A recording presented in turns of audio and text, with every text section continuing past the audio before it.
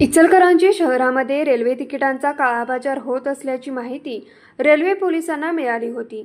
त्या अनुषंगाने शहरामध्ये पुणे रेल्वे विभाग व कोल्हापूर रेल्वे विभागाने संयुक्तपणे शहरातील मध्यवर्ती रेल्वे बुकिंग करणाऱ्या काही एजंटवर छापा टाकून सुमारे 8 तास चौकशी केली। यामध्ये रेल्वे तिकिटामध्ये काळाबाजार होत असल्याचे निष्पन्न झाले।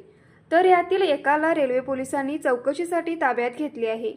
सर्वसामान्य नागरिक परगावी जाण्यासाठी रेल्वेचा प्रवास करत असतात, पण काही एजंटकडून रेल्वेचे तिकीट बेकायदेशीरपणे बुकिंग करून जादा दराने विकले जातात। याच अनुषंगाने इचलकरंजी शहरामध्ये गेल्या 7 ते 8 महिन्यामध्ये छापा टाकून काही जणांवर कारवाई करण्यात आली आहे। रेल्वे पोलिसांनी अशी धडक मोहीम सातत्याने ठेवली आहे, त्यामुळे एजंटावर चांगला चाप बसला आहे।